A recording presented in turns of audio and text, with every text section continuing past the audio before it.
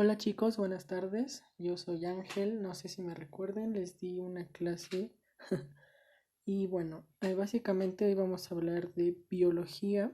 El tema es transformación de materia y energía.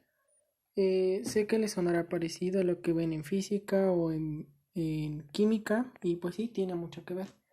Entonces, como este tema es relativamente extenso, se dividió en varios subtemas y vamos a hacer videos cortos porque los videos largos tardan mucho en subir y bueno, es un relajo. Entonces, el primer subtema es fotosíntesis. A grandes rasgos, la fotosíntesis es un proceso físico-químico por el cual plantas, algas y bacterias, algunas bacterias, utilizan la energía de la luz solar para sintetizar compuestos orgánicos. Es decir, se alimentan del sol, básicamente, o bueno, más bien del sol obtienen su energía. Ahorita vamos a ver la reacción, pero del lado derecho pueden ver la imagen en donde la energía del sol la absorbe la planta, que en este caso es algo como un girasol. Y bueno, ocurre en los cloroplastos. Los cloroplastos son organelos u organulos de la célula vegetal. Precisamente porque en estos cloroplastos es donde se encuentran los pigmentos que absorben la energía luminosa del sol. Evidentemente nosotros los humanos y los animales no tenemos este organelo porque nosotros no absorbemos la luz del sol, no la ocupamos para energía. Nuestra energía proviene de la comida básicamente. Entonces, estos cloroplastos se encuentran en el tallo y en las hojas.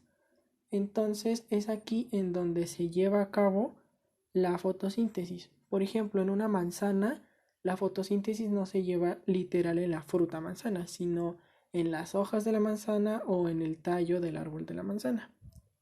Entonces, estos pigmentos que absorben la luz son la clorofila, que es la que le da el color verde a las hojas y a los tallos, la bantofilia, eh, xantofilia, perdón, que es de color amarillo, y los carotenoides, que son anaranjados. Por eso es que hay algunas plantas que se ven entre verdes y amarillas o algo así, pero en general son verdes. Y este proceso de fotosíntesis es muy importante en la naturaleza porque básicamente los productores, que ahorita vamos a ver qué es eso, obtienen su energía a partir del sol, no necesitan de otro organismo ni de nada más. Entonces, pues es muy eficiente, ¿no? La fotosíntesis se lleva a cabo en dos fases. La fase luminosa, que como su nombre dice es donde sí hay luz, y la fase oscura, que es durante la noche. En la fase luminosa se transforma la energía del sol en química. Es usada por todos los seres vivos. Los vegetales son el primer y único eslabón productor de la cadena trófica o cadena alimenticia. En esta fase, como dije, sí depende de luz que reciben los cloroplastos. Entonces, estos cloroplastos tienen la clorofila, que es donde se captan los fotones de luz, y descompone el agua en oxígeno e hidrógeno. Entonces se libera oxígeno y se generan dos moléculas. Entonces, en esta fase, básicamente, entra la energía luminosa, se libera oxígeno y se consume dióxido de carbono.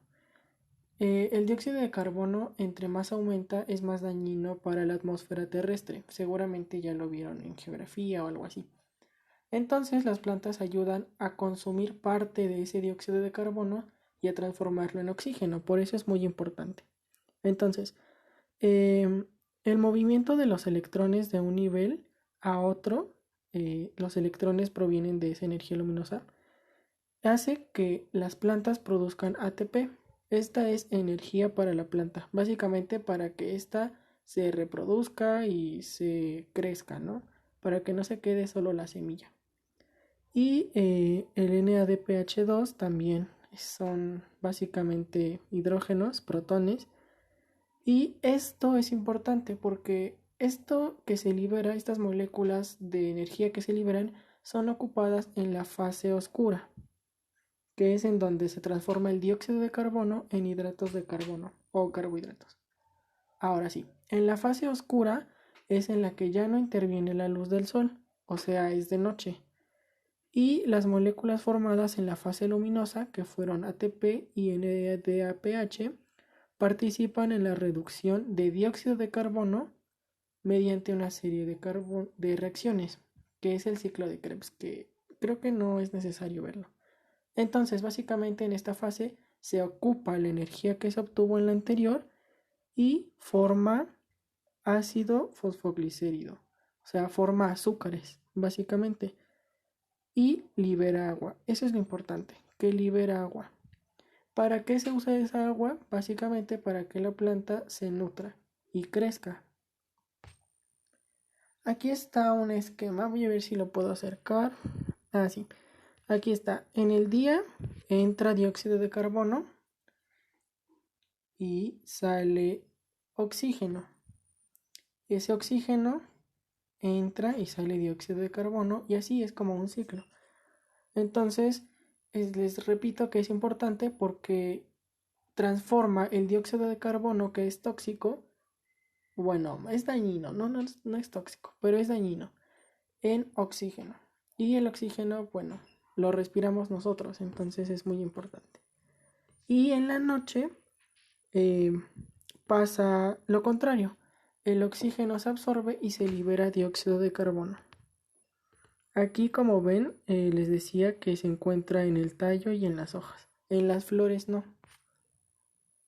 La reacción química de la fotosíntesis no es tan complicada. Generalmente pueden preguntar los compuestos que se producen.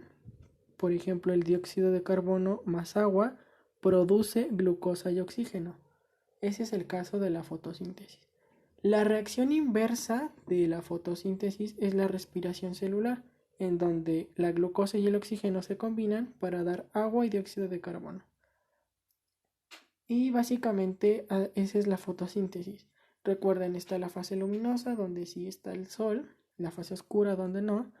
Y lo que hace la fotosíntesis es transformar la energía luminosa del sol en energía química